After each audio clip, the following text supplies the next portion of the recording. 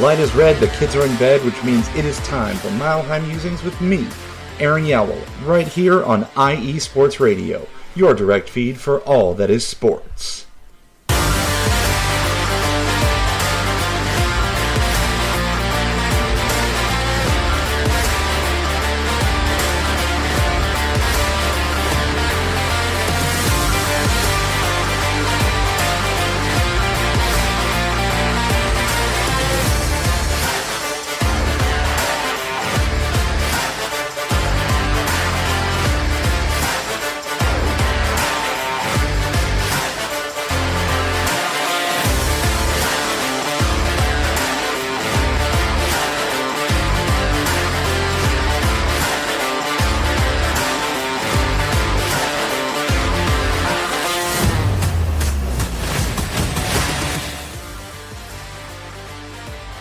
What's good, sports fans? It's your boy Aaron Yowell, and welcome to Mile High Musings here on IE Sports Radio, your direct feed for all that is sports. Man, we got that football game over with just in time, didn't we? I was hoping that it would finish in time for me to go live, and it did, because I was seriously considering waiting until the football game was over. But here we are, episode 26. Who writes this stuff?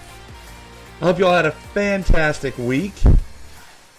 Let's get right into it. Ladies and gentlemen, boys and girls, children of all ages, it is time that we ascend to the top of the peak and breathe in that rarefied mountain air as I bring you sports takes a mile above the rest. On tonight's show, we will talk about the Nuggets, their recent road trip, and their return home to host Philly in what was supposed to be round 2 of the most highly anticipated matchup in the NBA.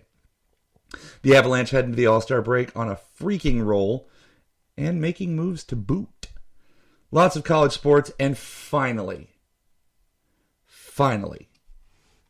Todd Helton is a Hall of Famer. But before we get to all that, let's handle some business. For the last 9 years, IE Sports Radio has been bringing you amazing content ranging from interviewing legendary athletes, coaches, and other authorized media personnel to building tailor-made shows dedicated to all major sports cities around the country. Make sure to follow us at IE Sports Radio on Twitter, Instagram, Facebook, and TikTok to keep up with the latest in sports and with our shows. Also, make sure to check out our daily updated website, iesportsradio.com.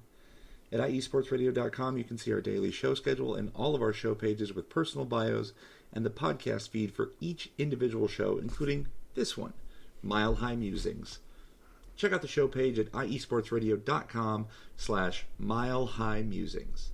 In addition to our show pages, you can catch the IE Sports Radio blog, Hall of Fame, Fans of the Month page, and our merchandise shop, including t-shirts, tank tops, caps, long sleeve shirts, hoodies, and so much more.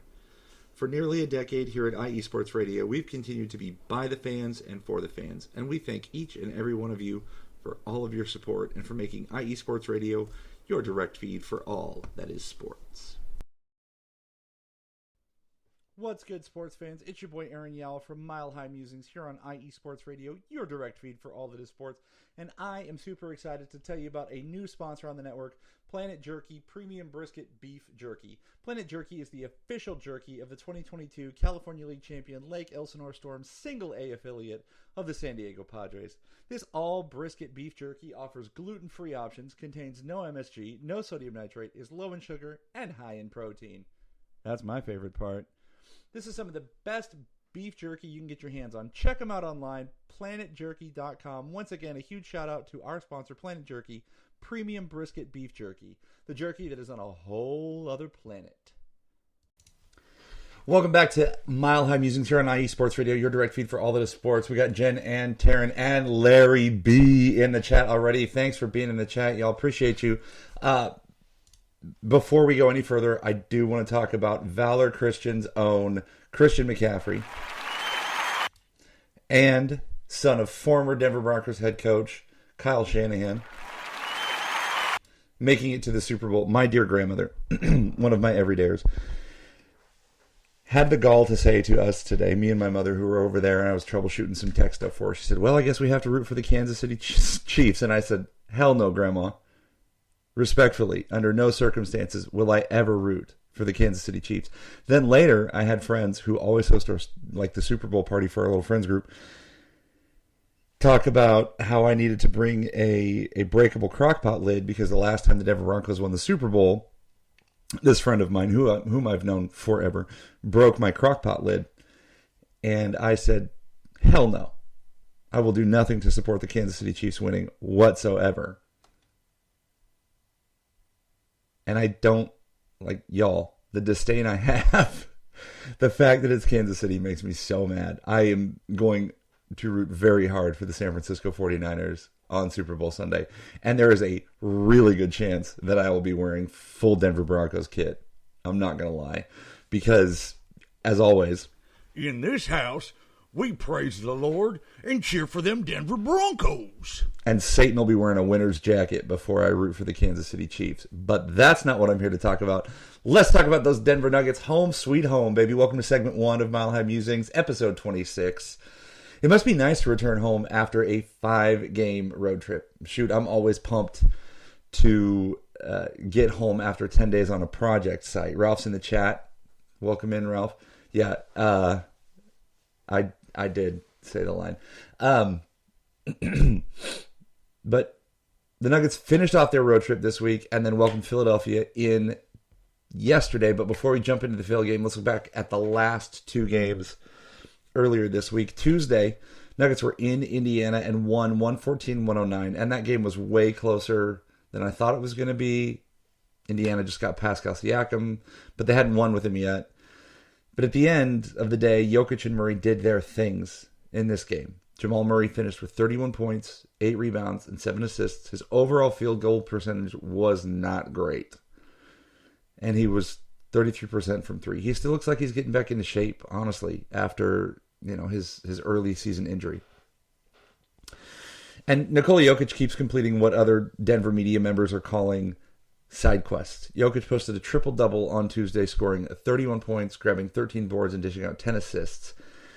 And checking Indiana off the list of teams he's recorded a triple-double against. And the Washington Wizards, or the Lizards as we talked about last week, remain the only team that Jokic has yet to register a triple-double against. And the only player in NBA history to record a triple-double against every team is LeBron James. And that happened on Tuesday this week. So that's crazy. But honestly, sparse contributions from other Nuggets in this game. Denver only had 4 players with double figures. And I don't know if Mike and AG are fighting some underlying injury issues or they were just tired, but they seemed a little off the whole road trip. And yes, the Nuggets have played more games this season than any other team and had a very short offseason. So main contributors there for sure. And then Tuesday, my boy Drewski's in the chat now. What up, Drewski? Thursday, the Nuggets traveled to the Big Apple and got their butts whooped. Mama always said there'd be days like this, and I'm not one to make excuses for my teams. You all know that. You've heard me talk about the Broncos on this show at least once or twice. And the Avalanche and the Nuggets, I hold all their feet to the fire. But, even with the Avalanche, I was just saying, with the Avalanche and how they were decimated with injuries last year, I still expected them to compete. However, the game against New York felt like a scheduled loss. The Nuggets lost 122-84. Mile High salute indeed. They were wrapping up a difficult road trip. The Knicks are the last stop. The Knicks are rolling, and after acquiring some new pieces, Denver had all of 2 players in double figures. Jokic went for 31 and 11, and AG had 12. You could tell if you go back and look at the box score. Now, you watch the game, and it's intense, but you go back and you look at the box score, and Coach Michael Malone emptied the entire bench. Literally everyone who suited up for the Nuggets played. The starters were, at best, a minus 21 in this game. It was just a rough night for Denver. But you know what? Overall, they were 3-2 on the road trip, with their only losses coming at the hands of playoff teams from last year, Philly and New York, and honestly, that Philly game took Joel Embiid going bananas because the Nuggets only lost by 5. Speaking of Joel Embiid, it's time for the main event. Well, at least I thought it was going to be the main event. Saturday, the Nuggets won 111-105 versus what I saw some people calling on X the 38ers because half of the Philly lineup wasn't there. Anyways, Joel Embiid was a late scratch for this game. And from the looks of it, he and most of Philly's top-tier players got a case of what we like to call the Serbian flu, where they just didn't feel like playing. This marks the 4th trip to Denver in a row that Embiid has sat out. Now, I'll give credit to the Cats that did play for Philly because they gave the Nuggets everything they could handle. But I wonder how much of that was Nikola Jokic just seriously not being super motivated to try hard because Embiid wasn't playing. Yes, our superstar thinks like that. He is the master of knowing exactly how much effort he must exude to beat a team. Jokic finished with a team-high 26 on 8 of 16 shooting and 10 of 16 from the free throw line. And that's the stat, chat. Oh, yeah, I did it. Our free throw shooting this season and going back to last season has been atrocious. The Nuggets as a team shot 24 of 38 from the line. And you have two 90% free throw shooters in KCP and Jamal. And Jokic is a career 80% free throw shooter from the line. And that's just simply not good enough. This game could have been a blowout had we made more free throws. Jamal was 1 for 4. AG was 4 for 6. And P-Watt was 3 of 6. And those are the bad splits. Now, Denver did finish with 4 starters in double figures, and 3 of those players finished with 20 plus. Jokic, I already mentioned, had 26. Jamal had 23 after starting out on fire, and Michael Porter Jr. finished with 20. AG logged 18 and 4 boards. I got to be honest with you. I was disappointed to turn the game on and not see the heavyweight clash that I and probably the rest of the world were hoping for. This is a Colorado Sportscast, no doubt. And this podcast is to talk about my teams. And I gotta say that a guy who has missed road games against multiple teams over 500, and a guy who hasn't played in Denver in 4 years, it gives me pause. It's clearly a pattern, not a matter of happenstance. It's not. And for Embiid to go off in Philly against the Nuggets and then not play just 10 days later in Denver after he was active until the literal last moment. Honestly, that's not the face of the league that I want. Give me the big, lumbering white dude who measures his output and who would rather make the exact right play every time. Give me that dude. All day. Give me Luka. Give me LeBron still. Give me my age LeBron still. Not Embiid, who's ducking teams. Nuggets are sitting 3rd in the Northwest and 4th overall in the West because I don't know if OKC and Minnesota are ever really going to lose, but whatever. The Nuggets are battle-tested. Denver finishes the Murderers Row portion of their schedule by hosting Milwaukee tomorrow night, and yes, it will be must-watch basketball, Larry B. And then traveling to OKC on Wednesday. Friday, the Nuggets will be back home to host Portland, who's reeling. But coach is calling a timeout. And next, we have got to talk about the best hockey player in the world. You're listening to Mile High Musings here on IE Sports Radio, your direct feed for all that is sports. Hey yo, what's up? It's your man Bishop, the voice of This Is KC Sports, the show where we go over the Chiefs, the Royals, KC Current, Sporting KC, MU, and oh yeah, if we got time, we'll even throw in some of that KU stuff from my people on the 913 side. Come hang out with us every Sunday, 2 p.m. Central Standard Time on IE Sports Radio, your direct feed for all that is sports. That was a quick one. We're back. Got to give Bishop some love because the terrible Chiefs are going to the Super Bowl. So, whatever. Don't forget to give us a follow over on X at MileHighMusings_IESR. Check out the website, iesportsradio.com, where you can see a schedule of all of our shows and check out where you can get in touch with all of us on social media. Chat, we are bumping. I'm glad you're here. It's good to have you all here. Let's talk hockey. I love hockey. I have realized over the last 3 years, and granted, winning the cup helps, but also last year when we were decimated by injuries, and this year where it's just like, how good can we be? I love watching Avalanche hockey. that is and has been the most must-watch for me recently. I don't know. I can't help it. But the Avalanche, they're a lot of fun. So segment 2 is titled, He's Just That Much Better Than You. And the Avalanche continue to be just that, an avalanche, destroying almost everything in their path. More specifically, number 29, Nathan MacKinnon, is laying siege to the entire NHL. The Avs wrapped up play before the All-Star break with 2 home games this week. Wednesday night, they logged a 6-2 win against the Washington Capitals. Perhaps you're out there listening and you are a parent of a young hockey player and you are looking for a player to show your youngster. May I introduce you to Nathan MacKinnon. The man does it all, a true 200-foot player.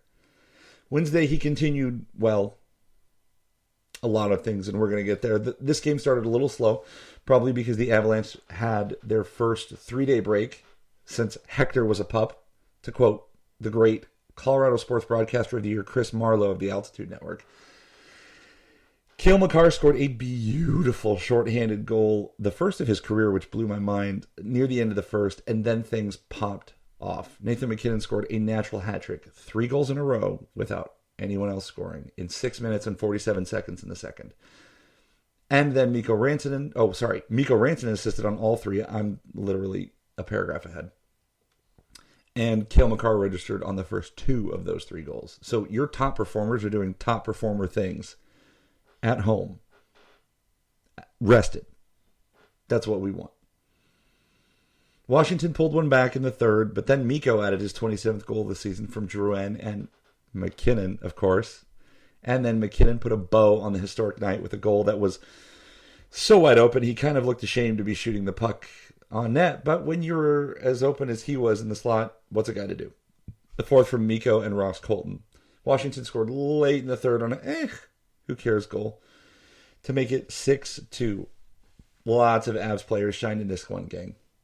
But you can start nowhere other than Nathan MacKinnon's 4 goals and 1 assist, which extended his home points to open a season streak through 24 games, seeding him 3rd in NHL history, only behind Bobby Orr and Wayne Gretzky. Also, to be noted, Nathan MacKinnon has had more 4-goal games than he has had 0-point games since November. So, dude's pretty good. Mikko had 5 points in this game himself. 1 goal, 4 assists. Makar had 3 points with a goal and 2 assists. And Georgiev was spectacular, allowing 2 goals on 25 shots for a save percentage of .920. We love that. So before we get to Saturday's game, ahead of that game against the Kings, the Avs made a roster move. There had been rumors swirling all week that former Devil, Wild, and Islanders forward Zach Parise was going to sign with the Avalanche. Now, Parise had not been playing with any team this year and is 39 years old.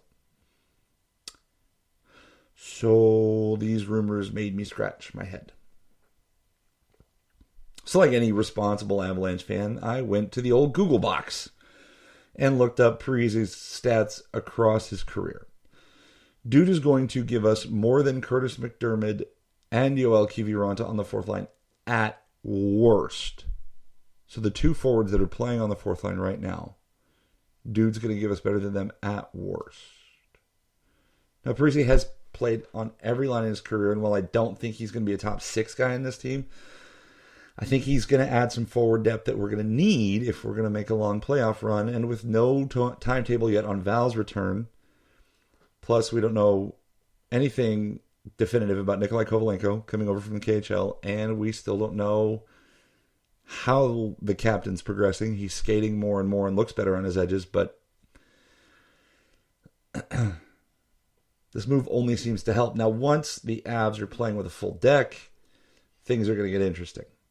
This also makes a really, really good chance for Parise to win a cup. Something that eluded him during the entirety of his long career. Sounds a little Ray Bourque-esque to me. Obviously not the historical impact that Bourque has had on the league, but I like the move. Oh yeah, about that game. It happened. It did, and it was over before the stroke of 8 p.m. Mountain. Logan O'Connor scores 2 goals in 7 minutes for the Avs, and then my father texted me and said, your guy needs a point. My guy being the one and only Nathan MacKinnon. And if you're an everyday listener, you know he's my dog. He's my ride or die. He's been my dog for a long time. And before I could get through 2 replies to him, one about LOC and the other about Mac getting on the score sheet, well, Mac did. He did. MacKinnon scored his 31st of the season, keeping that home point streak alive and tying him with the great Bobby Orr for second all-time in home points to open a season. LA got one back in the second, and then Josh Manson, returning from a short stint out, scored a goal coming down the right wing that was very forward-like. It was crazy how smooth Manson was playing. And I will be honest with you, the first 10, 12 games of the season, I was really upset with Josh Manson. But he went out for a little bit, and since he was out for that long stretch early in November, he's been playing awesome. And he is a positive contributor to this defensive core, and I love it. And that's all you can ask for. Early in the third, the Avs put the final nail in LA's coffin on the power play. Makar for MacKinnon and Colton. That goal is Makar's 12th on the season, and even if he missed some time, Cale is on a 108-point pace for this year, which is crazy. MacKinnon's 53rd assist of the season pushed him ahead of Nikita Kucherov for the league lead in points with 84. Those two are probably going to go back and forth all year to see who has more points. But I'll say it again, for my money, Nathan MacKinnon is the best hockey player on the planet right now, and he should be the consensus favorite to win the Hart. Full stop. The Avs moved to 32-14-3 on the year and are currently first in the Central Division. Well, they were at time of writing my notes. Winnipeg has 3 games in hand on the Avs, but they constantly have to be checking their mirrors because the Avs are closer than they appear. Or something like that. I don't know. Well, the rest of the team heads to the beach or wherever the heck they're going to go on the All-Star break. Nathan MacKinnon, Cale Makar, and Alexander Georgiev are headed to Toronto for the All-Star festivities. This year marks 7 in a row for Mac, 3 in a row for Cale, and Georgiev's first. So a mile high salute to the Avs. I hope they get the rest they need and are ready to keep things rolling. The Avs are back in action Monday, February 5th. Woof. Full week from Monday. At the New York Rangers. And I got to be honest with you, I am so looking forward to hockey getting back going. I will watch the All-Star festivities because Nate and Cale are captains of the Central squad. I like some of the skills they do. I think it's cool. I like the 3-on-3 format. I kind of do. I watched it last year and went, yeah. I think the NHL's got it right in most respects, but I don't know. I like the break. That's what I like. And I'm very happy with how the Avs have shown resiliency. They've had a few rough stretches, which to them has been no more than a couple games. But if you were to break down 10-game segments this year, I mean, they are the worst 10-game segment they had was 4-4-2 so far. Through 49 games. So that's pretty good. And even though the Avs have played more games than everybody else, that's just going to benefit because in March, when you're playing every other night, the Avs won't be. And they'll be able to get rest and get guys healthy and gear up for April, May, and June. So I'm pretty pumped about it. We're going to go in for a line change. On the other side, let's check out what's going on the campus. You're listening to Mile High Musings here on IE Sports Radio, your direct feed for all that is sports.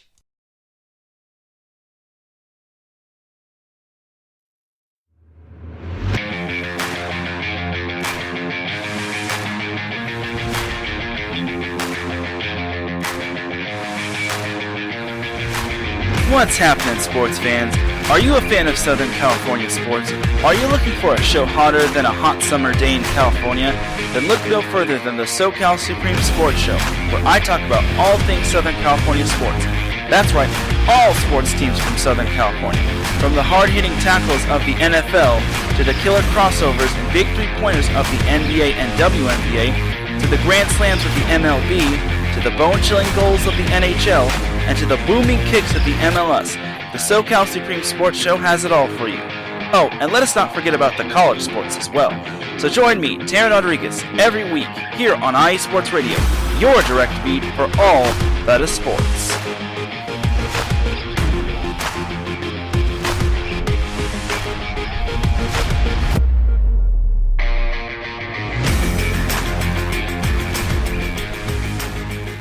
Shout out to Taryn, who's constantly in the chat. I think he just comes on the show to listen to me play my Broncos drop. But if that's what it takes, then that's what it takes. Check out Taryn. Taryn hosts many shows on the network. Go to the website and see all that Taryn is involved in. But we're back. It's segment 3. And let's take a stroll through the quad and see what happened on campus this week, shall we? I got to be honest with you, when I was in college, I never realized which or where the quad was at UNC. Because I feel like there's two halves of campus, but I digress. In no particular order tonight, CU men's team embarked on their road trip to the Emerald Coast this week. CU played at Washington on Wednesday and beat the Huskies 98-81. Javon Hadley led the team with 24 points. And yesterday, the Buffs were beat by Wazoo 78-69. KJ Simpson put up 12 and grabbed 8 in the loss. CU's having a hard time finding their traction right now. I kind of thought, just looking at their roster going into the year, I thought they would be a little bit more aggressive, challenging the top of the Pac-12. But the Pac-12 is good in basketball, y'all. So that is what it is. CU women's, the number 3 team in the nation. Words are hard still. Lost to number 25 Oregon State on Friday, 68-62. And then today, they beat Oregon at Oregon, 61-48. Not sure where Lady Buffs are going to end up next week in the polls. They stayed a lot further at the top than I thought they would. I thought they were kind of going to drop out of the top 5 after last week. But, you know, when you're losing to ranked teams, it's sort of acceptable in college basketball. I mean, we're getting to February, which means things are going to matter more. So Lady Buffs need to hang on. Speaking of ranked teams, the 24th ranked CU men's team had a rough week on the road, losing at Nevada 77-64 on Wednesday and losing an overtime thriller to Wyoming in Laramie 79-76. Kiss that top 25 goodbye, Rams. Sorry for you. CSU women split their week, losing to Nevada 78-51 on Tuesday, but then beating San Jose State 65-49. So shout out there. And the old alma mater, UNC. The men's basketball team lost at Eastern Washington on Thursday 77-74, but won at Idaho 89-68 yesterday. The Bears are 8-2 in their last 10 after starting the season 4-6. So good on you, Bears. Good on you. The women's team dropped both games this week, a 68-62 loss to Eastern Washington and an 80-56 loss against Idaho. The Lady Bears were on a 5-game heater coming into the weekend, to the week, so bummer on that. And last, certainly not least, the DU Pios dropped both games at North Dakota this week. 5-2 on Friday, 4-2 yesterday. It's a great rivalry. Larry B was jumping the shark here. They were up to 4, but they'll fall. And UND was 5, so you know they might switch places. Maybe DU will drop to 6 or 7, but DU's good. They're always going to be ready to make noise, always. So that was a quick jaunt around campus. We're going to take one more short break. Tonight's going to be a short episode. We don't have a whole lot to talk about, and I want to get to Todd Helton on the other side. So I need a sub. When I get back in, let's talk about that Colorado Rockies legend who was 1,000,000% deserving of the phone call he received this week. You're listening to Mile High Musings here on IE Sports Radio, your direct feed for all that is sports.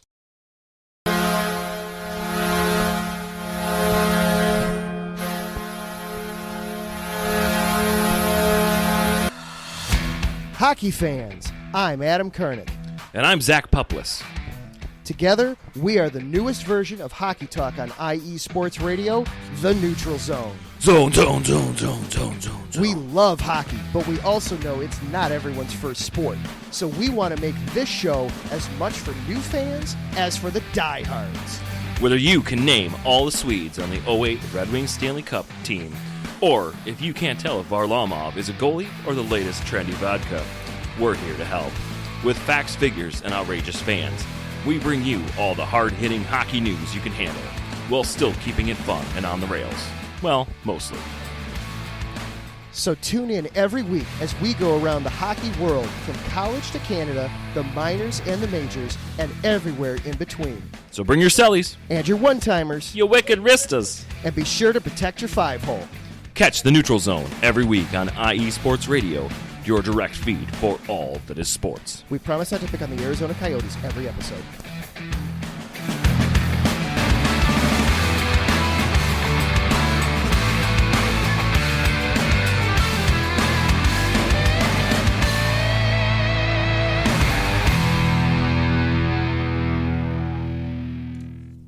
Welcome back to Mile High Musings here on IE Sports Radio, your direct feed for all that is sports. I have talked really fast today because I looked up at the clock and realized how long it hasn't been. Also, there had, only a couple games for each of the indoor teams this week, and I really wanted to get to Todd Helton. So this is going to be one of the shorter ones, and that's okay. Quality over quantity. I want to thank everybody that's been in chat tonight. Taryn, Jen, Larry B, Ralph, Drewski. Absolutely. So before jumping into something I asked for last week on the show, I want to shout out the Colorado Mammoth for their 14-9 win in Vancouver on Friday. And shout out the Rapids, who are less than a month away from their season opener against Portland on Saturday, February 24th.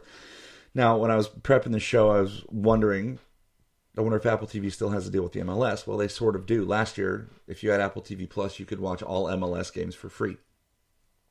So I was thinking, man, that'd be sweet if that was still the deal, because then I could watch Rapids games really easy, because they're usually later starts like Avalanche games. And that's no sweat. That's good summer watching for me. I used to be a season ticket holder at FC Dallas, so, it's not like I don't love soccer. I do. I like it. I don't love it. I like it. And I've definitely seen my fair share of good soccer here in the Dallas metro area. But it turns out that Apple TV is now making you pay, if you're an Apple TV Plus subscriber, $79 for the MLS League Pass, which stinks. Because, MLS has got to make their money, and I get it, and so does Apple TV. Everything's a business. But I was really hoping they'd just kind of keep that partnership and let those of us who are on the fringe of loving soccer continue to watch the Rapids without having to pay $80 a year. Because I'm sure everybody else is like this, paying $1 bajillion a year for every subscription under the sun. And that is part and parcel of being a transplant. A Colorado sports fan living in Dallas. So, I got to I got to pay for the ticket and league pass and have the Hulu Live plus package so I can watch the Avs. And then I don't know what I'm going to do about Rockies games this year, but they did just come out and announce that all 162 Rockies games will be televised this year. So here over the next 2 months, I will be figuring out how to do that without spending $14 million dues, as Bandit Healer would put it. So, shout out to the Mammoth and the Rapids. I'm looking forward to talking more about them as we roll on. But now, I want to finish with a reason to root for the Rockies. Last week, I did my whole rhetorical musings about how I want to love baseball, and I'm there, y'all. I am in it. I want to love baseball. I want to watch baseball. I want to enjoy it. It's starting to make sense to me as I'm getting older. I re-downloaded MLB The Show on my Xbox so that when I get a spare moment or two, I could throw it on and see if there's something that I'm missing. I also love that baseball game. And I'm a giant nerd who plays video games still, and I'm okay with it. Some people watch Netflix or binge Hulu or whatever. I play video games for 35, 40 minutes at the end of the day to unwind. Anywho, this week, No, you good, Larry B. You good. Cook that dinner. West Coast time. I the fire of baseball love was stoked this week because Colorado Rockies legend and former first baseman Todd Helton was voted into the Baseball Hall of Fame in Cooperstown, New York. And Drewski, if you're still there, shout out to Adrian Beltre, who also was voted in, a no-brainer, I think, just as much as Todd was a no-brainer. Helton was one of 3 players to be elected this week. I mentioned Adrian Beltre, Todd Helton, and of course Joe Mauer, career catcher for the Minnesota Twins, a guy like Helton who played literally his entire career for one franchise, which I love. I love that.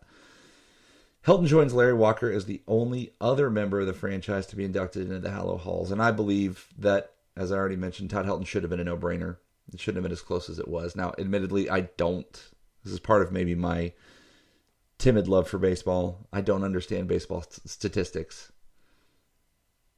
the same way that I understand, obviously, basketball statistics. I grew up playing basketball. I get it. And, I understand football statistics because I was a coach. And I understand hockey statistics because I love watching the Avs, more than anything right now. I don't understand all the baseball statistics, WAR and OPS and OBP. I don't get it. I just need to be a grown-up and get on that old Google box.